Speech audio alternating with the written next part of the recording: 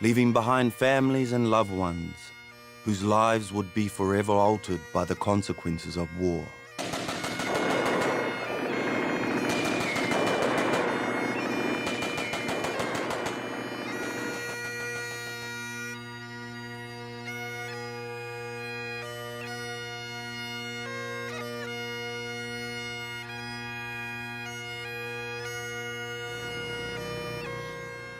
They shall grow not old, as we who are left grow old. Age shall not weary them, nor the years condemn. At the going down of the sun and in the morning, we will remember them. We will remember them. In the Rarotonga RSA is the World War I Roll of Honour board. It depicts the names and serial numbers of the 5 contingents of soldiers that made up the 500 that left for the Great War. In 1915, the first contingent of Cook Islanders to leave for war served with the New Zealand Pioneer Battalion in Palestine and in France.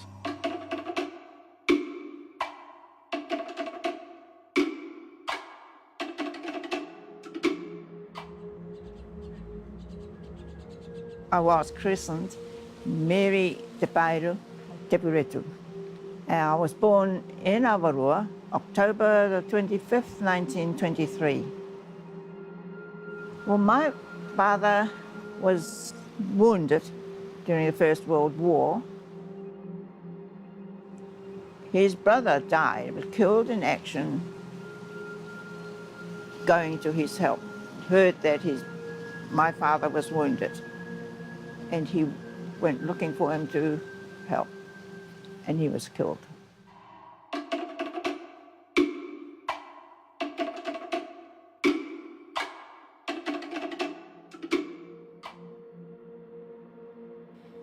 Both Tepuretu brothers were part of the Pioneer Battalion, who along with the New Zealand Division moved into the region of the Lower Somme, August 1916. Their job was to fix trenches after German shell fire, which meant they were often exposed to enemy fire themselves. Apu Tepuretu was the first Cook Islander to die on active service on the Western Front. He was 19 years old. My father, he was badly wounded, so he didn't know anything about his brother being killed until he was fully recovered. I don't think he ever got over his brother's death. He had a little stand made and he put this bronze medallion on it, where he could see it all the time. I went to England in 1998, and my son, who was there, took me to France to see my uncle's grave. And it was quite emotional, very emotional. I never ever saw him, and yet I just wept. Not only for him, I also wept for, there were headstones with known unto God. That was heartbreaking.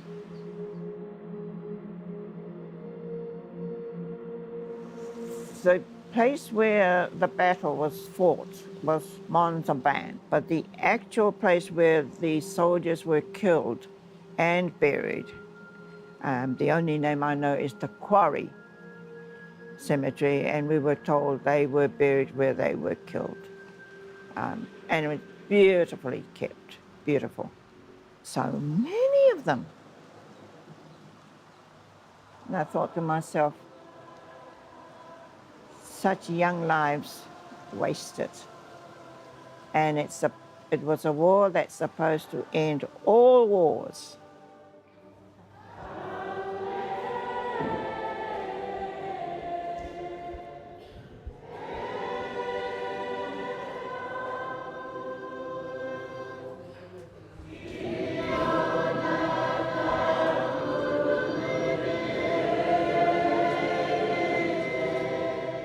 The 2nd and 3rd Cook Island contingents served in the Middle East as part of the Sinai-Palestine campaign, an ammunition supply for the British artillery. My grandfather is Pa George Karikariki. George Karika is the current ariki, or high chief. He shares the story of his grandfather's service.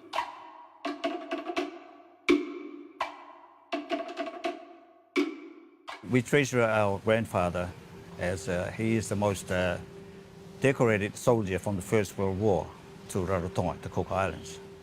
And we maintain that respect for him and always like to remember him each Anzac Day.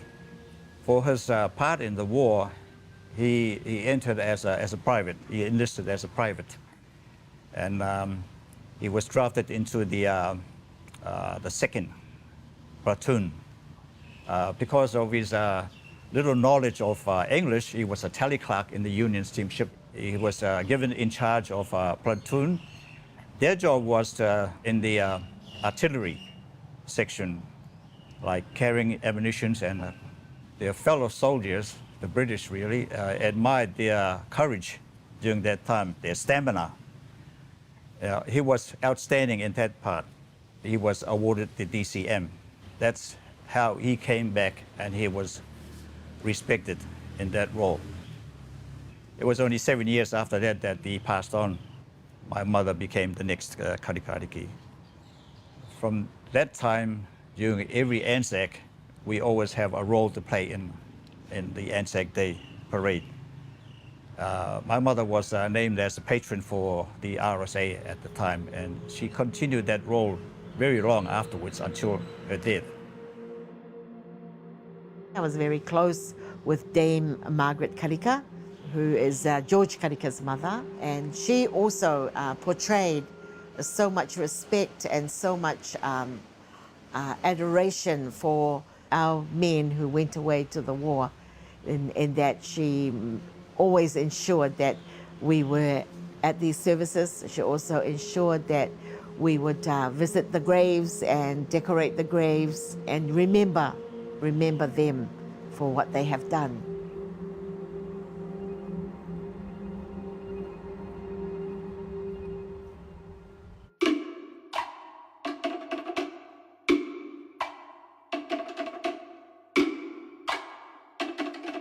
This Anzac Day, join us in remembrance. Live from the dawn service at Auckland's War Memorial Museum from 5:45 and throughout the day on Whakaata Māori me Māori Plus. Ka mau mahara tonu tātou, kia rātou. 3 Cook Island soldiers were part of the New Zealand Tunnelling Company. Their task was to help dig the tunnels at Arras, France. This enabled Allied troops to move forward from underground positions in a surprise attack on the enemy. Corporal Angene left his signature on the tunnel wall. My name is George Angene, and I'm 59 years old. I just want to tell you a story about my life to connect to my grandfather about the World War I. When he went to the World War I with his 2 brothers. They went to the war there to dig tunnel. That's their job, to dig the tunnel, ready for the army to come through the gate or through the tunnel. But I come back one day and sit down and think about my grandfather, and I think something to come in my head. I make a plaque, a headstone, and put it in front of my house. The brother is beside my grandfather. Every time I go to the Anzac Day, I always cry. Honestly, I cry. But really, my grandfather is a warrior. And where he come from is one of the island, Hatu. And Hatu stands, these people call themselves, they are the warriors of the Cook Island. The main idea over here why I'm doing this, for the Cook Island people, to bring the photo on the road so people can see it.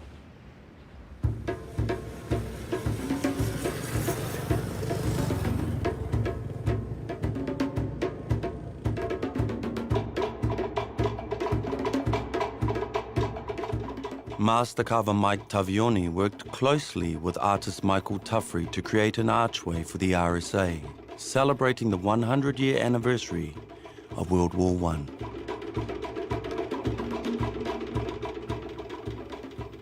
Well, the New Zealand artist of Cook Island and Samoan heritage is Mike Tuffery.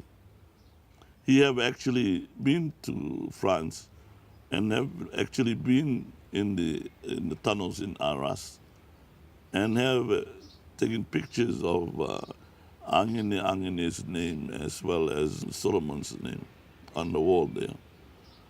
So the project he wanted to do at that particular time was to play or contribute to the anniversary in Rarotonga, creating the archway as well as the conch shell. The archway, you wanted to depict the Cook Island soldiers as being workhorses. When their good work and contribution to the war, in my mind, is watered down.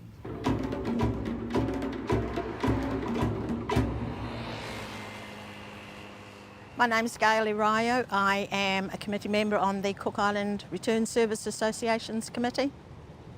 The military graves headstones that are over in the cemetery behind me, they are for soldiers who came from the outer islands. Now, they were discharged from the New Zealand Army at the end of World War I. They came home, but for some reason or other they got sick, and for various other reasons they died. And because of tradition having to be buried within 24 hours, they had to be buried here. And so they couldn't be taken back to their home island. The Nikau cemetery land was donated by a Rarotongan family to enable these soldiers a final resting place.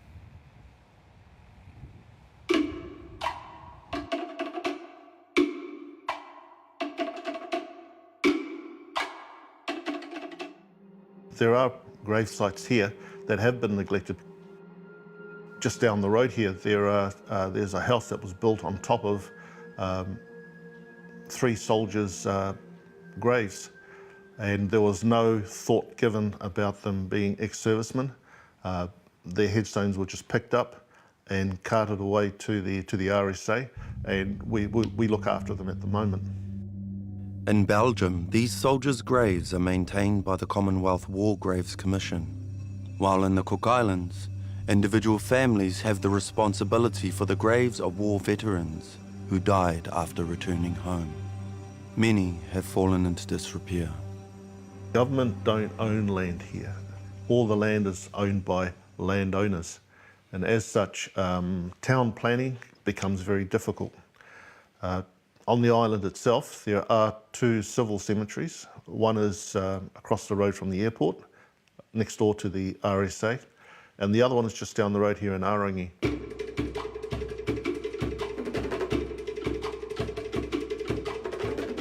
A lot of people, when they pass, that's family members, get buried on their own land, whether it's a piece of land that is given to them or leased to them, or whether it be a family plot, like the one that we've got out there, which is family.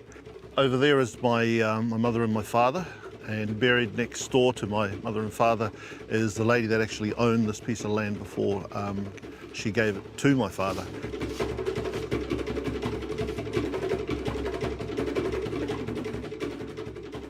My name is Paula Paniani. I am the Chief Archivist of the Cook Islands here at the National Archives. Inside here in the National Archives, we have about 14 boxes, and these are all records. And these records are all based on our World War I soldiers, World War II soldiers, but so much about World War I soldiers.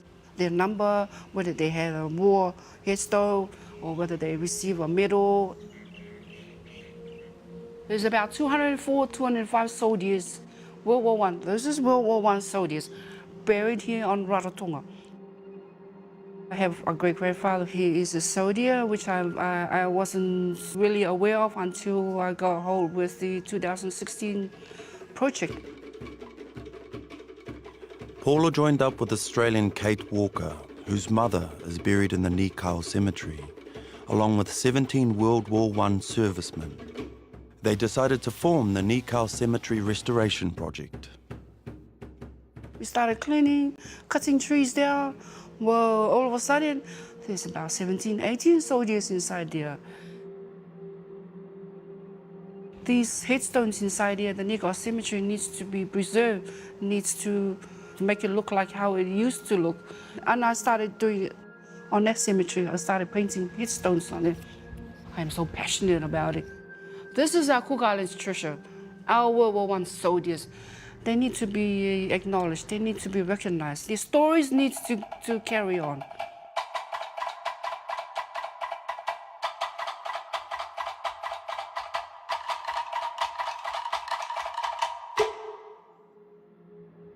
After the huge contribution of 500 men to World War I from such a tiny island group, it was decided that in World War II, no Cook Island men were to be recruited, and if they wished to serve, they would have to sign up in New Zealand.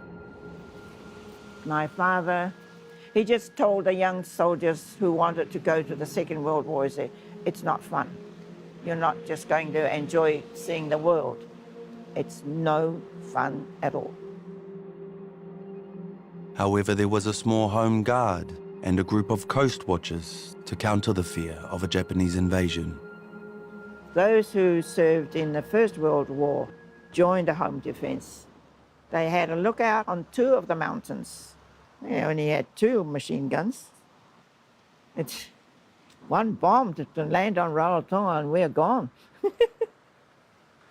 But they never came near. I think the Australians stopped them.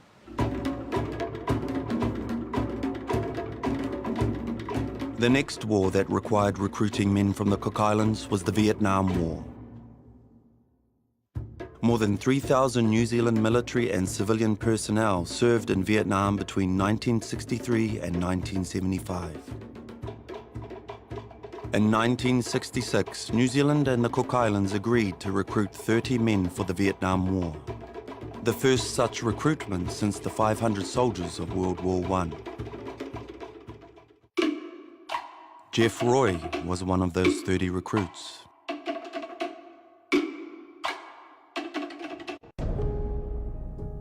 Kingi Te Rata Mahuta is in London to petition King George V for the return of confiscated lands. They tell him to talk to the New Zealand government, but England faces its own crisis. After a century of peace in Europe, the assassination of an Austrian royal leads to a domino effect of countries declaring war on each other. When Germany threatens Paris, the Maori king sees England join France and declare war on Germany. At home, Prime Minister Bill Massey is quick to respond. Apirana Ngata encourages as many Maori as he can to join the fight. He believes if they serve alongside Pākehā, they could be seen as equals and take their place in New Zealand society.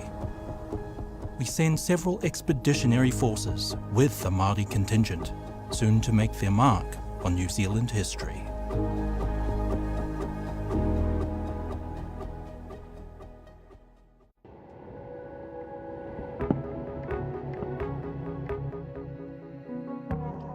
In 1969, Jeff Roy served 1 year as a lead scout in Vietnam with the SAS, where he saw active service against the Viet Cong enemy. When the army came to recruit, I took the opportunity. I said, this is my life, army, and it was my life too. It's been a full year in Vietnam. It's a long time being away from home. We become like brothers. And when we sleep right on the ground. We don't put up hoochie. We lie close to one another, just in case at night, just a hand touch, hand touch, hand touch. Just a very tight group of people. A scout got to be a very, very cool mind. I can smell the enemy. The Vietnamese with cooking on fire. You can smell cooking. You can smell the fire, the smoke, and you can smell the pit toilet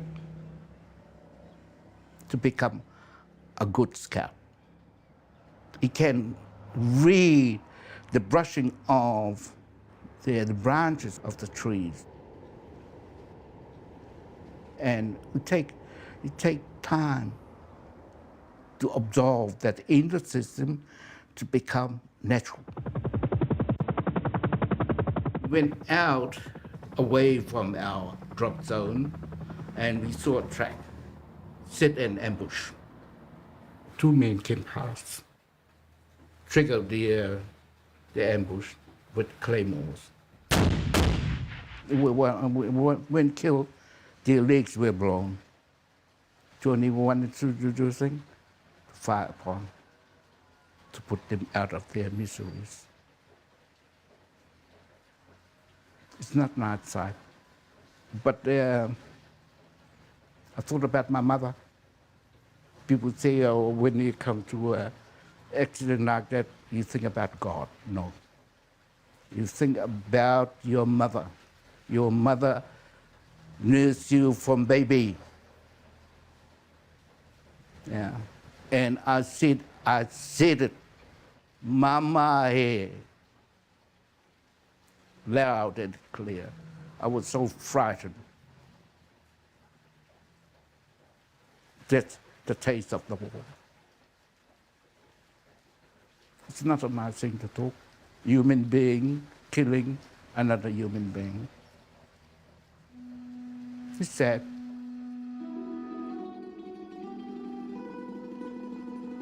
On Aitutaki, Jeff Roy is the last veteran left on the island who attends the Anzac Day service at the cenotaph.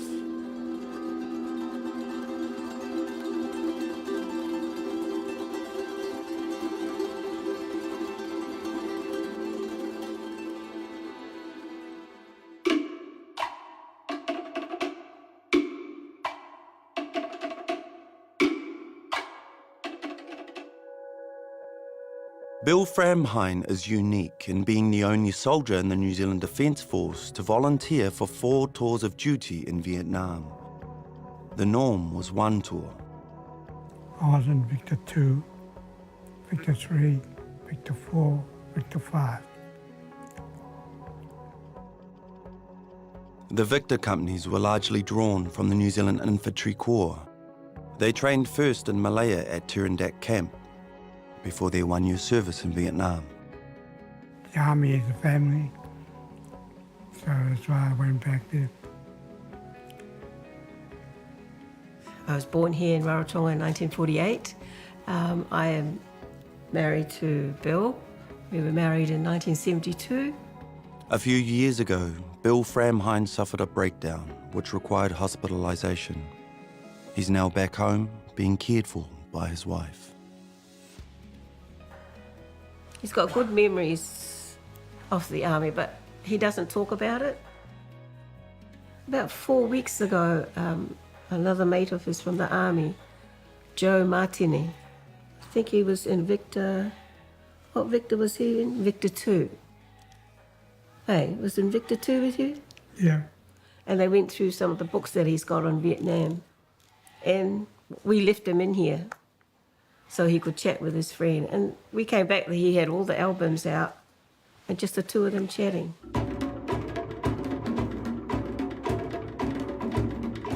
This one taken in Malaya, this one. They're very close. I'm amazed how close, the army guys are, especially his friend that comes to visit him. They remember good times. But when I ask him questions about the photos, he doesn't remember. I mean, you could tell he's having fun. Bill Framheim and Bill Doherty served together in Victor 4 in 1969. My Bill came back from his scouting, and on his way back, he felt he was being followed.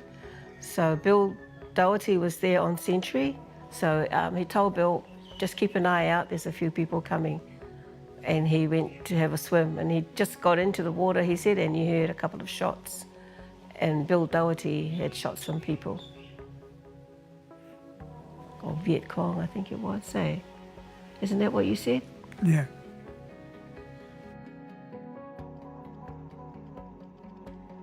That was the first time I learnt about some of the things he did in the army, because he never talks about it.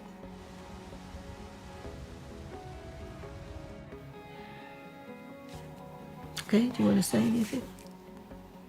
No, you're doing all right. In 1975, Bill Doherty moved to Rarotonga to start a construction business. He talks about his service in Victor 4.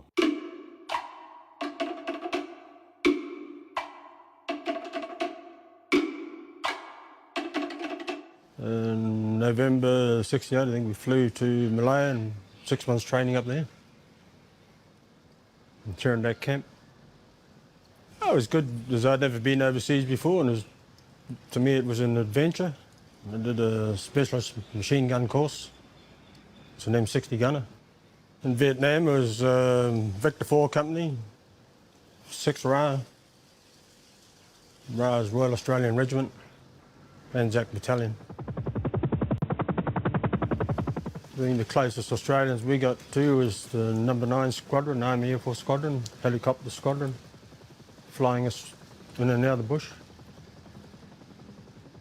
They said they can only take 7 Kiwis, 10 Australians or 14 Vietnamese. And that was because of the amount of ammunition we carried. First World War, Second World War was open warfare and huge armies. Vietnam War is you're fighting a guerrilla, and 9 times out of 10 you never see him till something's happened, till you've been ambushed. But there's parts of the tour that I just don't like talking about.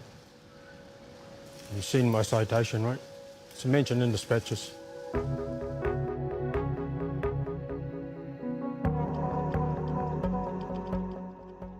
Bill Doherty received a citation for bravery in Vietnam from New Zealand Governor-General Dame Patsy Reddy.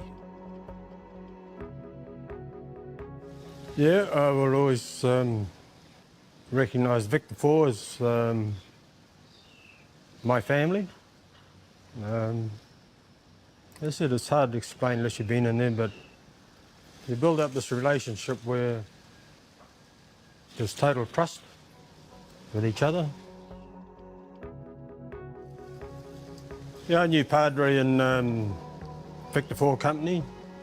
I knew he was a Cook Islander, and the last time I saw Padre was about 5 years ago up here in the Cooks, before he got ill and went to New Zealand, medical treatment. There's other Cook Islanders, Tangia. Both of Bill's Victor 4 comrades died of cancer. Used to see the planes flying overhead, spraying the jungle. Then you'd feel the mist come down. We didn't know much about it then, until we got home. And we started having all these problems with... No, I don't want to talk about it. The best way to dominate any culture is to take the children. 3 months now turned into 3 years. Once you're in there, that's it. The Stolen Children of Aotearoa, streaming now on Māori Plus. Anzacs with the Maori contingent await orders in Egypt, while England plans a risky attack on the Dardanelles Strait, a strategic waterway, to supply Russian allies and knock the Ottoman Empire out of the war. 3 platoons land under heavy fire at Gallipoli. Instead of a swift victory, they face a labyrinth of twisting slopes, leading to months of hillside trench warfare. In July, the Māori contingent arrives to relieve and support the troops. In August, Anzac forces climb the slopes, while Māori troops enter the warrens and dispatch terrified Ottoman infantry in close quarters melee combat. They capture and hold Chunuk Bair near the summit for 2 days, but Turkish forces retake the position, forcing the Anzacs back down the hill, a disastrous campaign. But it forged a new chapter in our nation's identity.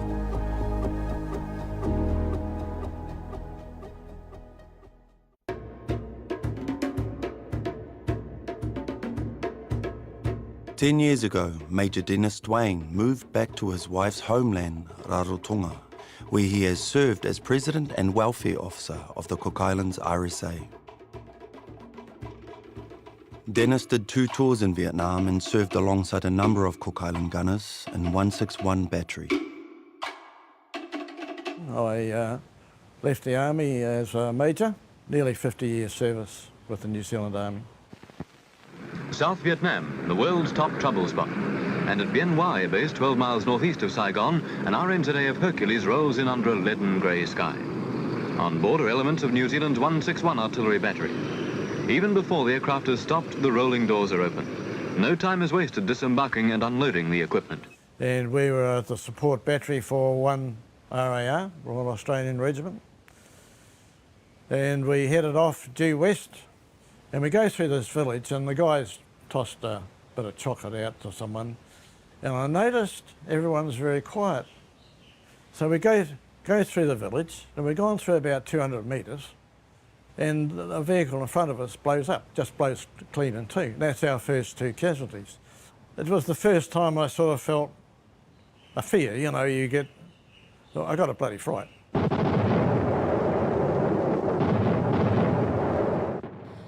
The Battle of Long Tan took place on August 18th, 1966.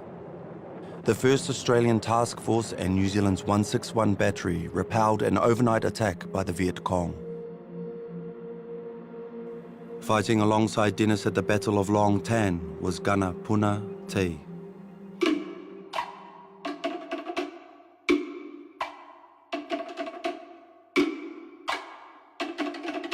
I was on number 3 gun, and Puna was on number 4.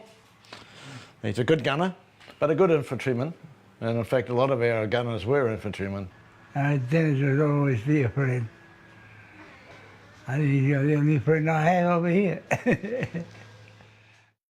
I received a letter to report to the Army office, you know. So they sent me to Waiouru. Did my training there for 14 weeks. And from there I wanted to come back to my corps, the corps I want to join, which is the artillery in Papakura. They sent me to Vietnam to on my 1 year over there, one tour. At the time there we were on patrol and all that, we could, the American music spray along our routes and all that, and but nobody understand what it was, so they thought just for the police to, so we can find the enemy. But it turned out it was something else, you know.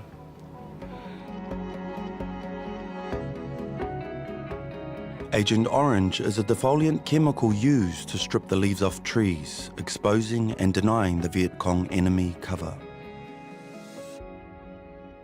Puna has recently been in Auckland for cancer treatment. And I think that's what killed my boy. Just what I brought back from Vietnam was, when he was born, he was deformed, you know, with his genital. So I think, you know, sent his mother to New Zealand to get operated, and then only then he developed that brain tumor. He was only 10 years old and he passed away.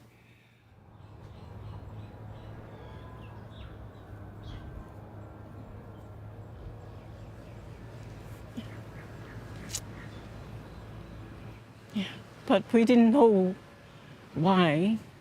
It was later they found out it was of his history in the army, where they were sprayed with Agent Orange. And then, I haven't forgiven him. I just understand.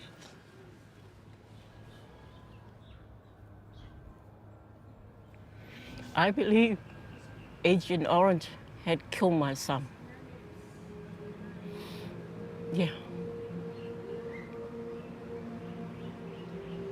It was through the doctor in New Zealand because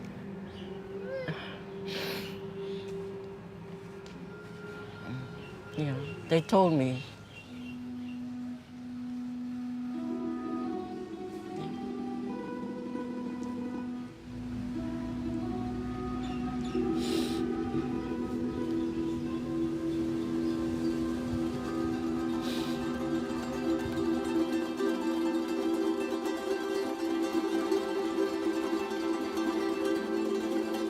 After the Vietnam War, Cook Island soldiers continued to serve in the New Zealand Defence Forces and peacekeeping roles around the world.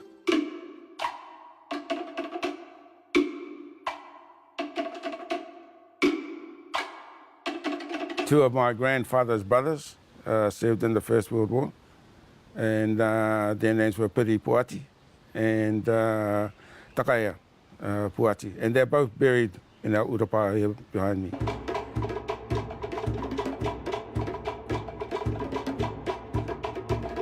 I was born in New Zealand and raised to a youngster and then brought to Rarotonga when I decided to join the Army. I decided to do the New Zealand Special Air Service selection course.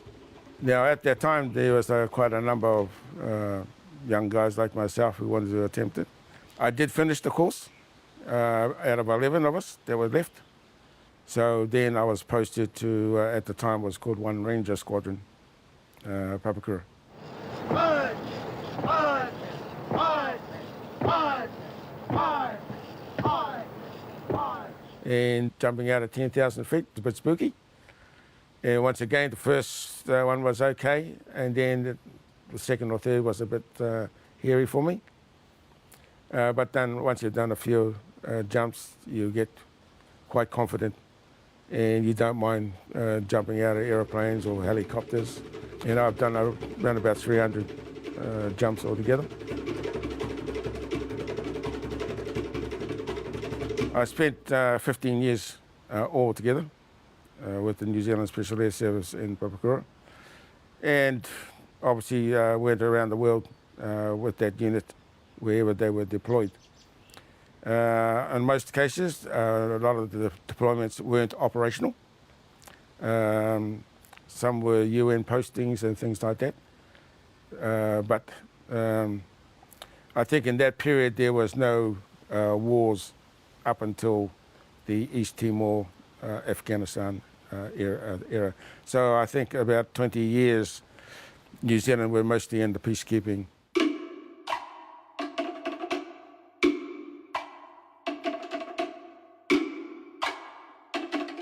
Ko te maunga iuta o te Atukura.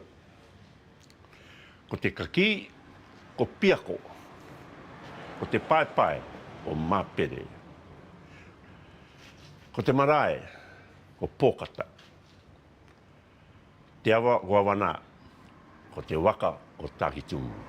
Ko pā makainuku ngā ariki. I was born here in Rarotonga. In fact, right where I live now is where I was born, and my dad is a Kiwi, and my mum, of course, a Cook Islander. And I lived in Rarotonga all my life, talking the reo, didn't know any English at all. And when Granddad died in 1960, then I was about 12 at that stage. Then my grandmother said, it's time for you to go to New Zealand to your mum. So here I was, a 12-year-old, arrived in New Zealand and never seen my mother in my life. And there was my mum living in Rotorua at the time. So I schooled in Rotorua, and at the age of 19, I joined the New Zealand Army. Of course, you do the normal thing, do your basic training, and then I was posted to one transport company workshop, which is over in the North Shore in Devonport. And we are half Army, half Navy. So I served 3 years there, and then I was posted to Papakura workshop. By that time, I held the rank of corporal, 2 stripes, and then I wanted to join the SAS. So after that, I was posted to the SAS, released from the workshop, and I was there for 2 years. And in my 2 years there, is the last tours of the Vietnam War. So I didn't get to go to Vietnam. You know, to join the army, the pay is good, comradeship, you've got free uniform, free food, free lodging. And if you want to go and study, law, dentistry, doctor, whatever, the services will put you through to university if that's how far you want to go, and you get paid. Renamed the Maori Pioneer Battalion, they're sent to France. A 700-kilometre maze of trenches awaits them, the Western Front. For most Europeans, this is the first time they've ever seen a Maori. Even the letters NZ are a mystery.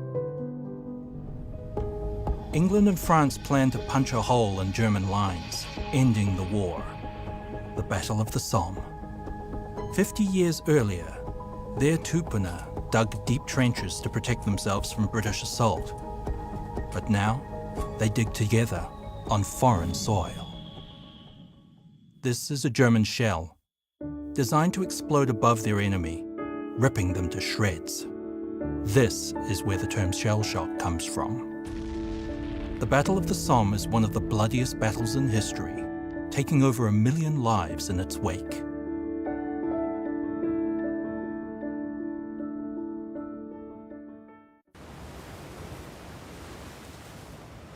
And I think coming back to Rarotonga has done me, well, I think it's done me all the world of good, because I'm still, with my hands and my brain still working.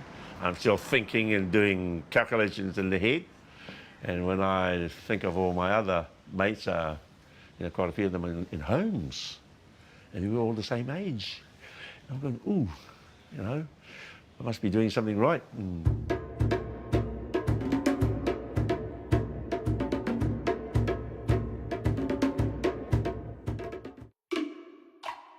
Kave Tamariki spent 28 years in the New Zealand Air Force on peacekeeping missions around the world.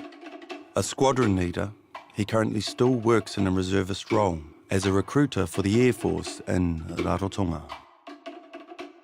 So my father is from Ngatangi here in Rarotonga, and then my mother is from exactly the other side of the island. She's a Heather, another big family. And so they were born and raised here in Rarotonga, and then they decided they're going to give us a better shot at life and decided to leave and head back to Aotearoa and went to live in Tokoroa, which is where half the other Cook Island population moved to. Did my selection course for officer training, and then went down to Wigram shortly after that. That's when Wigram was open back in the old days down in Christchurch. I've been to East Timor, served over there in Suwai with the helicopter squadron. So I've been in the Middle East, Lebanon, Syria, Israel. I was the only Air Force officer to have served in Angola. Did 7 months West Africa. So I was a squadron leader when I left, you know, having done 28 years service. It was a good time for us to come back to Rarotonga, the country of my parents' birth, and start a life over here.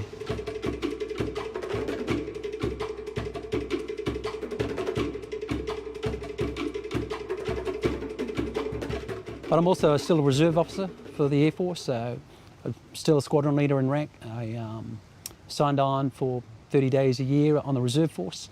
So anytime they need me to do something official for them, or else the recruiting side of the house for young Cook Islanders, you know, who want to join the military. I know one of the big things when it comes to recruiting young Cook Islanders is the humbleness of not looking you in the eye and looking down at the ground, which is a sign of respect, is not a good thing if you're joining the military. You know, I want to see you, I want you looking at me. So when I say, what are your strengths? You can tell me face to face what your strengths are, not like, and think about it. You know? My son still flies in the Air Force, so he's done 12 years now. So he's a flight lieutenant on 5 Squadron on the Orions and the Maritime Patrol aircraft.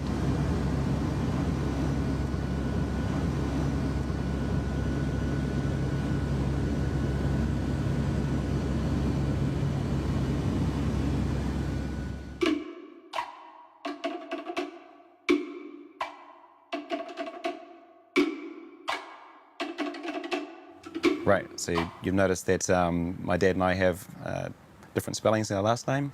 His is pronounced Tamariki with 2 A's in the centre, and mine is just Tamariki with the 1 A in the middle. Mine is the Te Reo Maori, or New Zealand Maori spelling and pronunciation. And when Dad moved back to Raro, he chose to take the Cook Island Maori pronunciation, which is Tamariki. I was certainly an Air Force brat, and I grew up around other Air Force brats. And part of the reason I joined up eventually was because my dad's friends, which I consider my uncles, they had a hand in raising me, and I knew that I wanted that for my kids as well. And I actually joined the Air Force as an air warfare specialist, and we fly on the P3 Orion, specialise in everything maritime patrol, search and rescue, fisheries, customs patrols, all that kind of stuff. And as part of that, I'm just lucky enough to go back to Raro probably more than once a year, taking the P3 back. And it is quite an excellent feeling when you're landing back on the rock. So you've just caught me before I'm shooting off to America in the next couple of days. The reason I'm going is that the Orion that I've been flying on for the last 10 years is being replaced by a Boeing product called the P8 Poseidon. So there is one crew of us, or eight of us, heading over to Jacksonville in Florida, and we're going to learn how to operate that new aircraft. Everyone's taking their families. I'm definitely taking my wife, and I'll be taking this guy Murphy as well. Ever since World War I, the New Zealand Defence Force has been one way Cook Islanders can learn new skills, better their financial prospects, and travel the world. Tamatoa Short was born on Rarotonga and went to New Zealand to join the Navy. He is currently technical advisor on Te Kukupa, the fisheries patrol boat funded by the New Zealand Defence Force. I was born on the island, where my family comes from the eastern side of the island, which is Takitumu, and specifically Turangi and Avana. Up here as the technical advisor, basically for the running of Kukupa itself. My salary is paid by NZDF, yes, and we have NZDF houses, built houses, and we do have vehicles provided to us for the job. Andrea McNabb was born on Rarotonga and came to New Zealand to pursue a career with the New Zealand Air Force in logistics. To be honest, I really wanted a job. I had moved my family over from Rarotonga. My husband and I had 3 children at the time, and I was ready to come back to work. So I entered it not knowing anything at all about the military, but definitely the greatest decision I ever made. So I've been in support of 40 Squadron, which is our transport fleet to the Middle East and Dubai. I've been overseas with them on deployments to Op Antarctica, so I've been over to the ice, and I'm pretty sure I'll be the first Cook Islander ever to make it that far south. I actually got to stand in the cockpit, and I was standing there with the crew, and all I was trying to do was not cry in front of them, but I thought, this is such an amazing opportunity for me. I would say it's going to bring tears now, but I thought I was just this island girl who grew up in Rarotonga, and yet here I am flying in to Antarctica. Only a handful of people get to experience this place, so I just thought I was like one of the luckiest people in the world to be able to experience that. I'm proud to be Cook Island Māori. I'm proud to have come after my father as a first-generation New Zealand Cook Island Māori. Some of the reasons that I joined are some of the values that we hold dear at home in the Cooks. Family, camaraderie. I wanted to do something that had purpose outside of just myself, and this way I'm giving back to South Pacific as a whole, not just New Zealand, but I'm also making my Cook Island family proud as well. The 500 Cook Island servicemen who went off to the Great War began a proud tradition with New Zealand's armed forces, which continued through Vietnam and up to today. Through their service, courage, and sacrifice, Cook Island soldiers forged a bond with New Zealand that will forever be treasured. We will remember them, lest we forget.